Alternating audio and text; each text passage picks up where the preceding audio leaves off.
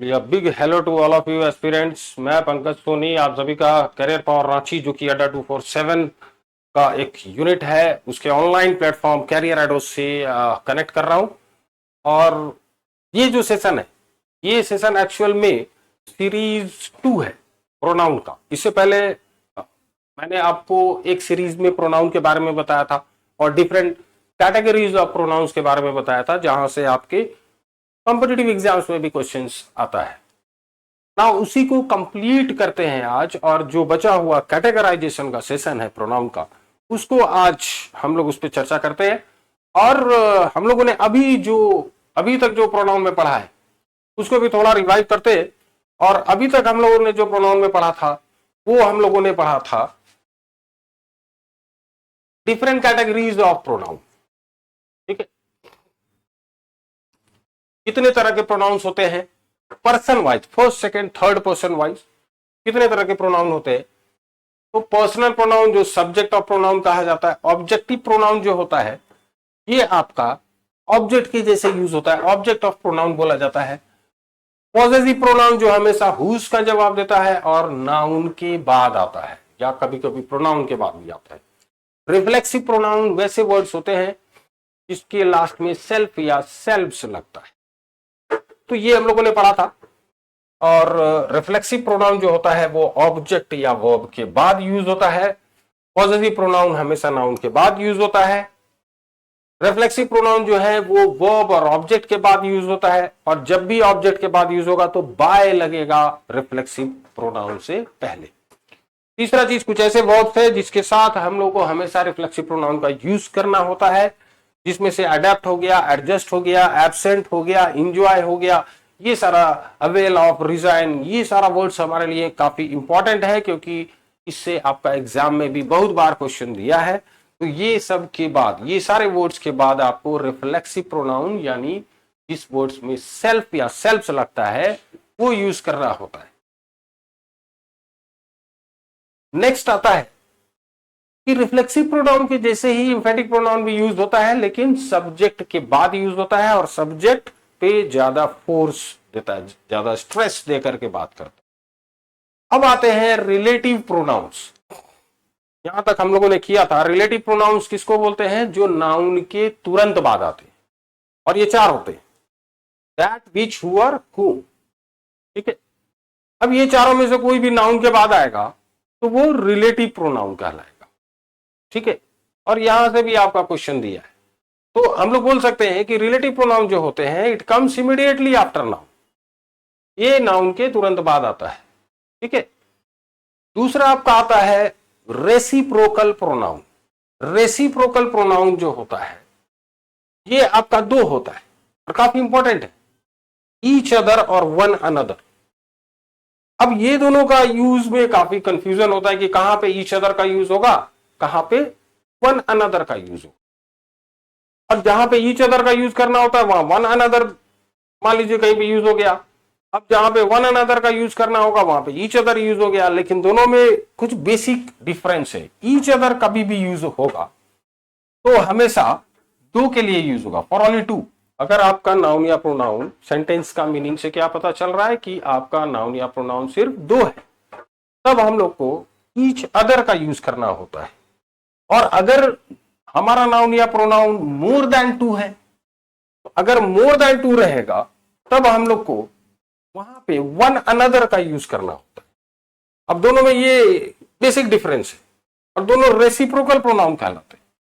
तो जहां 2 रहेगा नाउन या प्रोनाउन वहां पे हम लोग को सिर्फ ईच अदर का यूज करना है, और जहां पे 2 से ज्यादा है नाउन या प्रोनाउन आपका ये मालूम चल रहा है तब वहां पे वन अनदर यूज करना है। जैसे एग्जांपल देखिए, यहां पे दिया है कि the villagers quarrelled with each other for a piece of land. गांव वाले जो थे एक दूसरे से, है ना, उन्होंने झगड़ा किया एक जमीन के टुकड़े के लिए। अब यहां पे दिया हुआ the villagers quarrelled with each other for a piece of land. अब यहां पे जो ईच अदर यूज हुआ है ये एक्चुअल में 2 के लिए यूज होता है, ईच अदर। अब यहां पे मीनिंग में तो कहीं पता नहीं चल रहा है कि 2 है, गांव वाले मतलब 2 से ज्यादा। तो जब यहां पे मीनिंग में 2 से ज्यादा आ रहा है आपका नाउन जो है, तब ईच अदर नहीं यूज हो सकता है। यहां पे फॉर मोर देन टू के लिए क्या यूज करना है, वन अनदर। तब यहां पे हम लोग को वन अनदर का यूज करना है, यानी the villagers quarrelled with one another for a piece of land. तो कहां पे ईच अदर का यूज होगा, कहां पे वन अनदर का यूज होगा, ये आपको काफी महत्वपूर्ण है जानना, क्योंकि एग्जाम में भी इससे काफी बार क्वेश्चन दिया है। ठीक है, तो ये याद रखना है, ईच अदर सिर्फ दो के लिए, वन अनदर दो से ज्यादा के लिए हम लोग को यूज करना है, और इसको रेसिप्रोकल प्रोनाउन बोला जाता है। ठीक है, अभी आगे बढ़ते हैं और नेक्स्ट देखते हैं यूनिवर्सल प्रोनाउन। अब यूनिवर्सल प्रोनाउन जो है, वैसे प्रोनाउंस को बोला जाता है जिसमें स्पेसिफिकली डूअर जो है वो डिफाइन नहीं होता है, कार्य किसने किया ये स्पेसिफिकली पता नहीं चल। अब वहां पे जो अब वर्ड यूज होगा उसको बोलेंगे हम लोग यूनिवर्सल प्रोनाउन। तो exact doer is not defined, exact doer का पता नहीं चलेगा। जैसे आपका एवरीवन हो गया, एवरीबॉडी हो गया, आपका एनीबॉडी हो गया, समवन समबडी, नोवन नोबडी, ये सब जो यूज होता है ये आपका यूनिवर्सल प्रोनाउन कहलाता है, क्योंकि इसमें एग्जैक्ट डूअर का पता नहीं चलता है। अब देखिए यूनिवर्सल प्रोनाउन कभी भी यूज होगा तो दो चीज आपको हमेशा ध्यान रखना है, क्योंकि एवरीवन है ना, एवरीबॉडी, ये सब से ज्यादा क्वेश्चन दिया है, यहां से आपको ज्यादा क्वेश्चन दिया है, हालांकि क्वेश्चन तो यहां से भी दिया है। ठीक है, but the frequency of asking the question in exam is more here. ठीक है, अब दो चीज आपको यूनिवर्सल प्रोनाउन में ध्यान रखना है। पहला चीज वर्ब जो होगा है ना, सिंगुलर होगा हमेशा। अगर इसमें से कोई भी आपका सब्जेक्ट के जैसे यूज होता है तो वर्ब हमेशा सिंगुलर होगा। दूसरा चीज, यूनिवर्सल प्रोनाउन जब भी यूज होता है तो पॉजिटिव केस जो होगा, जो हुज का जवाब देता है, इसका या किसकी का जवाब देता है, पॉजिटिव केस हमेशा सिंगुलर होगा। और सिंगुलर में भी हम लोग को क्या यूज करना है, हिज का यूज करना है। ठीक है, तो आपको हिज का यूज करना होता है सिंगुलर। अब क्वेश्चन में दे देगा देयर प्लूरल, बट वो मिस्टेक है। अब ये दोनों चीज ध्यान में रखना है, कभी भी यूनिवर्सल प्रोनाउन आपका सब्जेक्ट के जैसे यूज होता है, देन आपको ये दो चीज ध्यान रखना है। और क्वेश्चन आपको यहीं से आता है, या तो वर्ब से रिलेटेड आएगा या पॉजिटिव केस से रिलेटेड। जैसे देखिए यहां पे दो एग्जांपल दिया हुआ है, everyone has done their assignment. अब हम लोग को लगता है सभी लोगों ने अपना असाइनमेंट कर लिया है। सभी लोग मतलब हम लोग को क्या लगता है कि ये एक से ज्यादा है, एक से ज्यादा है तो देयर हम लोग को लगता है सही है, बट ऐसा कुछ नहीं है। ठीक है, आपने यूनिवर्सल प्रोनाउन का यूज किया सब्जेक्ट के स्थान पे, यहाँ पे तब आपको देयर नहीं लगाना है। पॉजिटिव केस क्या होगा, सिंगुलर हिज यूज करना है, यानी ये देयर गलत है, यहाँ पे हिज का यूज होगा। ठीक है, तो everyone has done his assignment, ये आपका करेक्ट है। दूसरा सेंटेंस में आपका everybody in the party were enjoying the music of DJs. अब एवरीवन इन द पार्टी, सभी लोग पार्टी में। अब यहां भी आपको लगेगा प्लूरल है, बट ऐसा नहीं है, सभी लोग, एक से ज्यादा। अब ये यूनिवर्सल प्रोनाउन यूज हो गया, तब आपको यहां पे वर्ब क्या होगा, सिंगुलर, यानी वर नहीं होगा, यहां पे सिंगुलर यूज करना है, वॉज यूज करना है। तो everybody in the party was enjoying the music of DJs होगा। तो पहला सेंटेंस में पॉजिटिव केस से रिलेटेड एरर है, दूसरा केस में वर्ब से रिलेटेड एरर है। तो यही दो चीज आपको यूनिवर्सल प्रोनाउन में ध्यान रखना है। ठीक है, कि आपको वर्ब सिंगुलर होना चाहिए और पॉजिटिव केस हमेशा सिंगुलर होना चाहिए, यानी हिज होना चाहिए।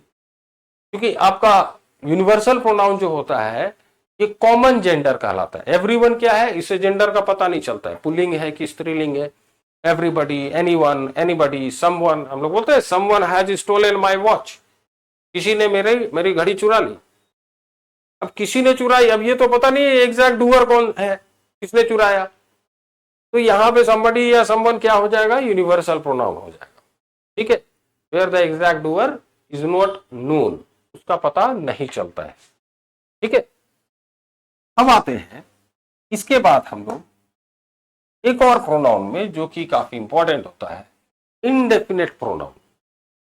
इनडेफिनेट प्रोनाउन में ऑल, नन, वन, एनी और कुछ ग्रामर के रेफरेंस में सम भी दिया है, तो सम भी हो सकता है। ठीक है, अब देखिए, अब यहां पे ऑल, नन, वन और एनी और सम में क्या ध्यान देने वाली बात क्या है, ये हम लोग को समझना होगा।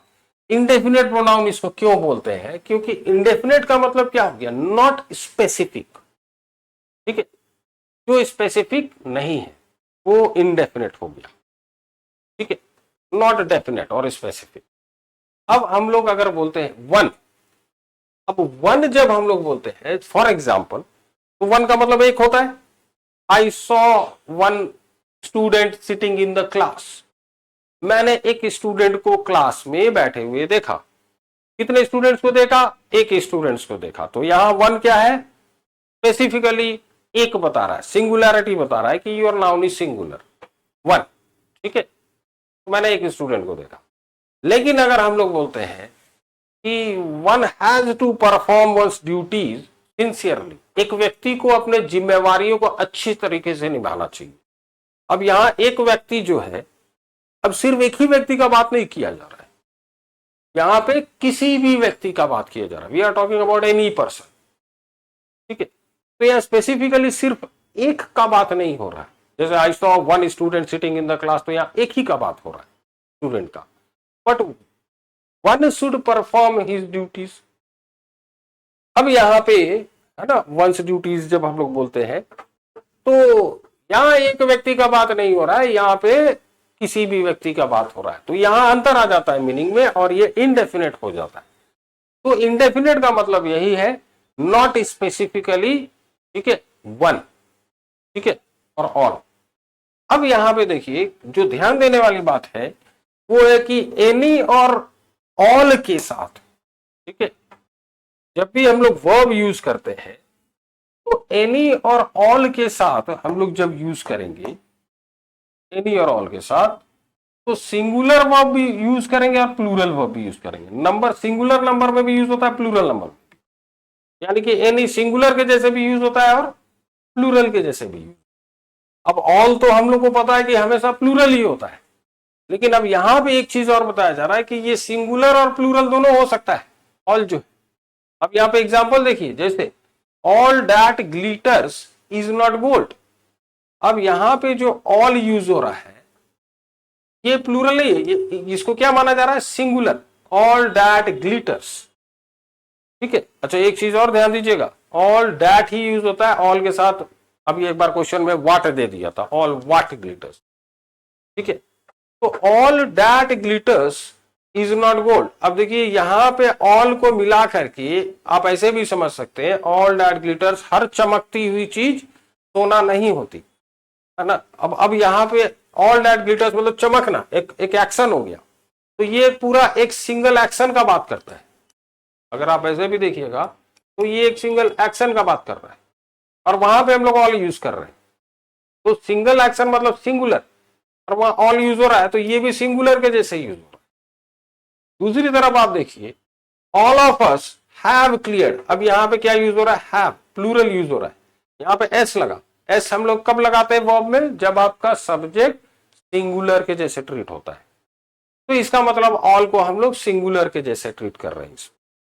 अब यहां पे ऑल ऑफ अस जब यूज कर रहे हैं, तो ऑल यहां पे प्लूरल के जैसे यूज हो रहा है। अब तभी आप यहां पे हम लोगों ने क्या यूज किया, हैव का यूज किया, हैज नहीं लगा रहे, मतलब यहां पे ये प्लूरल के जैसे यूज हो रहा है। ठीक है, तो यहां आपका प्लूरल के जैसे यूज हो रहा है, और यहां ऑल सिंगुलर के जैसे यूज हो रहा है। आप इसको ऐसे भी समझ सकते हैं, जब भी ऑल के बाद डैट का यूज होता है, तो आपका वहां पे सिंगुलर वर्ब यूज होगा, और ऑल के बाद जब डैट नहीं यूज होता है, ऑल के बाद ऑफ जब लगता है या ऑल द लगता है, तब वहां पे प्लूरल के जैसे ट्रीट होगा। ठीक है, ऑल और प्लूरल वर्ब होगा। ऑल बट प्लस दैट का मतलब हो गया ये सिंगुलर। ठीक है, एंड ऑल प्लस द का यूज हो रहा है अगर, या प्लस ऑफ का यूज हो रहा है तो ये दोनों केस में यहाँ पे ऑल प्लूरल हो जाएगा और ये केस में प्लूरल वर्ब होगा। ठीक है, पहला केस में सिंगुलर वर्ब होगा। आप ऐसे भी समझ सकते हैं। ठीक है, तो मोटे तौर पे हम लोग बोल सकते हैं कि ऑल के साथ डैट का यूज होगा तो सिंगुलर वर्ब होगा, और ऑल के साथ द का यूज होगा ऑल द स्टूडेंट्स, ऑल के साथ ऑफ लगेगा ऑल ऑफ देम, तो वहां पे प्लूरल वर्ब का यूज होगा, वहां पे ऑल को प्लूरल माना जाता है। ठीक है, नाउ वन के साथ जब भी वन यूज होता है तो वन के साथ, ठीक है, हम लोग क्या यूज करते हैं, वन सब्जेक्ट के जैसे यूज होगा तो पॉजिटिव केस क्या यूज होगा, वंस का यूज होगा। अब क्वेश्चन में क्या देगा कि one should perform his duty sincerely, और एकदम सही लगता है। अगर आप ऐसे देखिएगा तो सेंटेंस एकदम करेक्ट लगता है, one should perform his duties sincerely, एक व्यक्ति को अपने जिम्मेवारियों को अच्छे से निभाना चाहिए। अब हम लोग को लगता है वन है तो ये तो सिंगुलर है तो ही सही है, बट ऐसा नहीं है। जब वन सब्जेक्ट होगा तो पॉजिटिव केस क्या होगा, वंस होगा। ये चीज ध्यान में रखिएगा, इससे बहुत बार एग्जाम में भी क्वेश्चन देता है। ठीक है, तो यहां पे वन के साथ वंस लगेगा, ठीक है, हिज नहीं लगेगा। तो एक चीज इसमें पता चलता है कि अगर वन का यूज हुआ तो हम लोग को पॉजिटिव केस वंस लगाना है, और एवरी वन का यूज हुआ जो हमने यूनिवर्सल प्रोनाउन में पढ़ा था तो उसके साथ पॉजिटिव केस हिज लगाना है। तो आपको याद रखना है कि वन के साथ ना वंस, एवरी वन के साथ हिज, ये याद रखना है। ठीक है, ओके। तो यहां से भी आपका क्वेश्चन देता है। अच्छा, एक बार क्वेश्चन कैसे दिया था, जैसे हम लोग बोलते हैं कि ही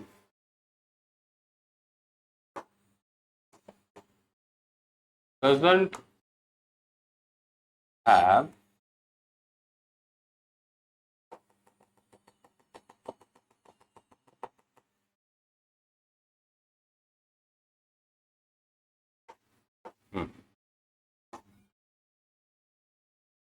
चलिए, he doesn't have some money to buy a house। ठीक है, he doesn't have some money to buy a house। अब देखिए इसमें मिस्टेक है। अगर आप यहां पे देखिएगा तो हम लोग क्या यूज कर रहे हैं यहां पे, he doesn't have some money, ठीक है, समझो यहां पे दिए, लेकिन अब यहां पे गलत है, यहां पे सम का यूज नहीं होगा। अब यहां पे सम का यूज क्यों नहीं होगा, क्योंकि कभी भी आप यूज करते हैं नो या नॉट तो उसके साथ सम का यूज नहीं होता है।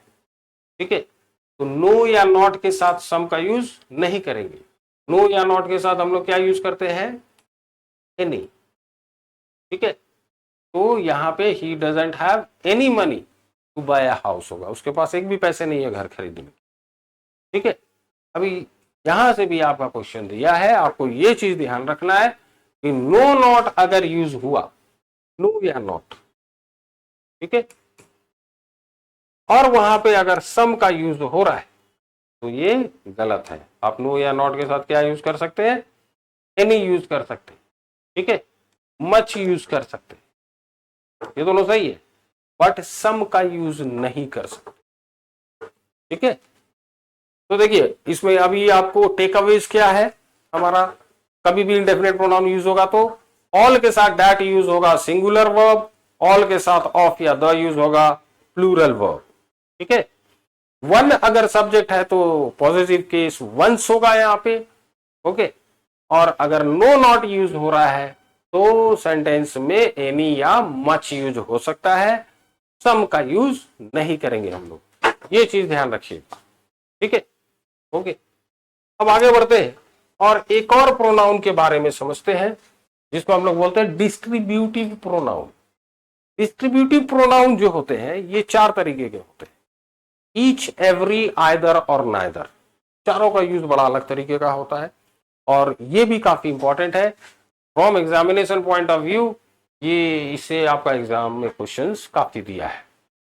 अब डिस्ट्रीब्यूटिव प्रोनाउन जो होता है ये कौन सा क्वेश्चन का आंसर देगा? विच का जवाब देगा। विच मतलब कौन सा, कौन से, कौन सी, इसका जवाब देगा।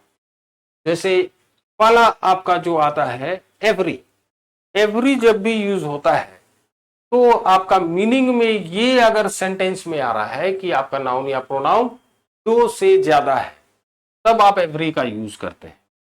ठीक है, और इसके साथ क्या यूज करेंगे हम लोग? सिंगुलर वर्ब और सिंगुलर पॉजेसिव केस, दोनों सिंगुलर होगा। ठीक है, ईच कभी भी यूज होता है तो दो या दो से ज्यादा के लिए यूज होता है। यानी दो से ज्यादा के लिए अगर हम लोग देखेंगे तो मोर देन टू के लिए एवरी भी यूज हो सकता है और ईच का भी यूज हो सकता है। बट अगर आपका सेंटेंस का मीनिंग में क्या पता चल रहा है कि आपका नाउन जो है या प्रोनाउन दो है, तो दो के लिए सिर्फ ईच का ही यूज कर सकते हैं, दो के लिए एवरी का यूज नहीं कर सकते। एवरी हमेशा दो से ज्यादा के लिए यूज होगा। तो अगर वहां पे मेंशन्ड है दो या मीनिंग आ रहा है सिर्फ दो का, तब वहां एवरी नहीं यूज होगा। अगर वहां सेंटेंस में कभी भी एग्जाम में दे दिया एवरी, तब वहां पे मिस्टेक है। ओके, तो यहां ईच और एवरी में अंतर आ जाता है कि दो के लिए सिर्फ हम लोग ईच का यूज करते हैं, एवरी का यूज नहीं करते। दो से ज्यादा के लिए दोनों का यूज करते हैं।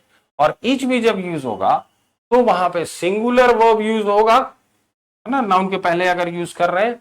ठीक है, और सिंगुलर पॉजेसिव केस होगा, यानी हीज या हर यूज कर सकते हैं ईच के साथ, एवरी के साथ भी हम लोग कभी भी देयर नहीं लगा सकते, यानी प्लूरल पॉजेसिव केस कभी भी हम लोग यूज नहीं कर सकते ईच और एवरी के साथ। हमेशा जब भी यूज होगा पॉजेसिव केस, जो हुज का जवाब देता है वो हमेशा हीज का होगा या हर से होगा।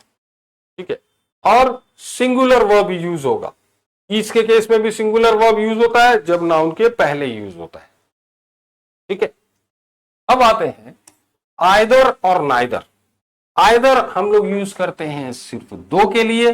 अगर हम लोग आइदर ऑफ द स्टूडेंट्स बोलते हैं तो स्टूडेंट्स दो है, तभी हम लोग यूज करते हैं आइदर या नाइदर।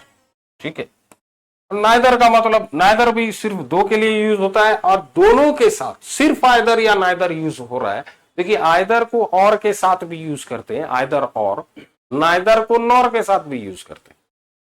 बट अगर आप नाइदर को नॉर के साथ यूज कीजिएगा, आइदर को और के साथ यूज कीजिएगा, तो इसका मतलब कि वो हो जाएगा आपका कंजंक्शंस। ठीक है, और हम लोग यहां पे बात कर रहे हैं प्रोनाउंस की। तो प्रोनाउंस का जब बात करेंगे तब सिर्फ आइदर या नाइदर जब यूज होता है, either of the students, neither of them. ठीक है, अब ये ऐसे अगर यूज होता है तो इसका मतलब सिर्फ आपका नाउन या प्रोनाउन एज ए सब्जेक्ट दो है, दो से ज्यादा नहीं है। ठीक है, तब हम लोग आइदर या नाइदर का यूज करते हैं। और इसके साथ भी आपको सिंगुलर वर्ब का यूज होगा और सिंगुलर पॉजेसिव केस हिज या हर होगा। यानी आप देखिए ये चारों केसेस में आपका पॉजेसिव केस जो है हिज या हर ही है, सिंगुलर ही है। किसी भी केस में आपका पॉजेसिव केस जो है वो प्लूरल नहीं यूज होता है। चारों ही केस में वर्ब जो है वो सिंगुलर है। सिर्फ एक ही केस में आपका वो प्लूरल हो सकता है जब आप सब्जेक्ट के बाद ईच का यूज करते हैं, तब आप प्लूरल वर्ब का यूज करते हैं। लेकिन अगर आप सब्जेक्ट जो कि नाउन या प्रोनाउन होता है, ठीक है, और ईच अगर सब्जेक्ट के बाद आएगा तो वो नाउन ही होता है। तो नाउन के पहले अगर आप यूज कर रहे हैं ईच का तो सिंगुलर वर्ब, और नाउन के बाद ईच का यूज कर रहे हैं तो प्लूरल वर्ब। जैसे ईच स्टूडेंट हैज डन, अब यहां पे हिज होमवर्क होगा। ठीक है, हिज होगा क्योंकि पॉजिटिव केस हमेशा हिज या हर होता है। स्टूडेंट कॉमन जेंडर है तो कॉमन जेंडर के केस में हम लोग हमेशा हिज का यूज करते हैं। ठीक है, हर नहीं लगाते। अब यहां पे स्टूडेंट नाउन के पहले ईच का यूज हो रहा है तो हम लोगों ने वहां पे हैज लगाया, सिंगुलर वर्ब लगाया। ठीक है, अब अगर नाउन के सब्जेक्ट के बाद यूज करते हैं ईच, अब स्टूडेंट के बाद अगर ईच यूज करेंगे तब क्या हो जाएगा, स्टूडेंट प्लूरल हो जाएगा, द स्टूडेंट्स। अब यहां पे ईच लगाइए। ये कौन सा केस है? यहां पे जो हमने मेंशन किया, तो द स्टूडेंट्स ईच, अब यहां हैज नहीं होगा, अब यहां पे हम लोग को यूज करना होगा, ठीक है, हैव डन द होमवर्क, ऐसे यूज करेंगे, ठीक है। तो the students each have done the homework और each student has done the homework. तो आपको नाउन के पहले सिंगुलर वर्ब, नाउन के बाद प्लूरल वर्ब, ठीक है। बाकी केसेस में सारे में आपको सिंगुलर वर्ब लगेगा और पॉजिटिव केस इज या हर का ही यूज करना है। और कभी भी each, every, neither, either use होता है तो ये हमेशा विच का जवाब देता है, ठीक है। अब देखिए यहां पे आपको एक सेंटेंस और लेते हैं ईच और एवरी समझने के लिए कि ये दो से ज्यादा के लिए हम लोग दोनों यूज करते हैं और दो के लिए ईच का यूज करते हैं।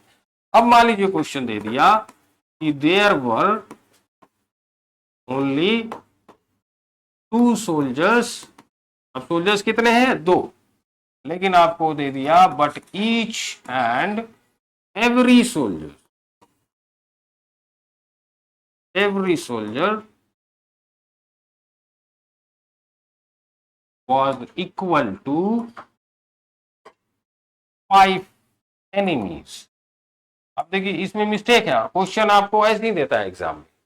अब यहाँ पे क्या है? There were only 2 soldiers but each and every soldier was equal to 5 enemies. सुनने में एकदम करेक्ट लगता है, लेकिन आप यहाँ पे देखिए कि सोल्जर्स कितने हैं? 2, तो आपका 2 का बात कर रहा है। अब 2 का बात करेगा यूज्ड फॉर 2, तो हम लोग ईच यूज करेंगे, बट एवरी तो मोर देन 2 के लिए, यानी यहां एवरी नहीं लगा सकते, सिर्फ 2 के लिए। अब यहां पे आपको एवरी तो यूज हुआ है, इसका मतलब ये गलत यूज हुआ है, यहाँ पे एवरी नहीं यूज होगा क्योंकि सिर्फ 2 का बात हो रहा है, तो यहां सिर्फ ईच का यूज होगा। तो एवरी को भी हटाएंगे तो एंड भी हटेगा, यानी ईच का यूज होगा। There were only 2 soldiers but each soldier was equal to 5 enemy. अब ये सही हुआ। तो अगर नाउन आपका सिर्फ 2 है तो वहां पे हम लोग को ईच लगाना है, एवरी नहीं यूज करना है। उम्मीद है प्रोनाउन का ये सेशन आपको काफी है ना, इससे आइडिया हुआ होगा कि एग्जाम में कैसे क्वेश्चन देता है, कितने तरह के प्रोनाउंस होते हैं, अलग अलग तरह के प्रोनाउंस में हम लोग को किस चीज का ध्यान रखना है, वर्ब का ध्यान रखना है, पॉजिटिव केस का ध्यान रखना है, ठीक है, ये दोनों का ध्यान रखना है। तो ये सब चीज जो है ये इंपॉर्टेंट है आपका कंपिटिटिव एग्जाम्स के लिए, जहां से आपका प्रोनाउन से क्वेश्चंस देता है। अगर आपको कोई भी किसी भी चीज में अगर डाउट है प्रोनाउन में, तो बेशक आप कमेंट बॉक्स में डाल सकते हैं, हम लोग कोशिश करेंगे उसको रिजॉल्व करने का। तो कोई भी चीज अगर आपको इसमें कहीं से भी डाउट दिखता है या कंफ्यूजन है तो आप कमेंट बॉक्स में डालिए, ठीक है, आपको उसका इंस्टेंट रिप्लाई मिलेगा। और इसके आगे हम लोग फिर सेशन में किसी और टॉपिक में, ग्रामर के टॉपिक में फिर से मिलेंगे। तब तक के लिए प्रिपेयर करते रहिए, लगे रहिएगा, तो एग्जाम में क्वालिफाई भी कीजिएगा। Thank you.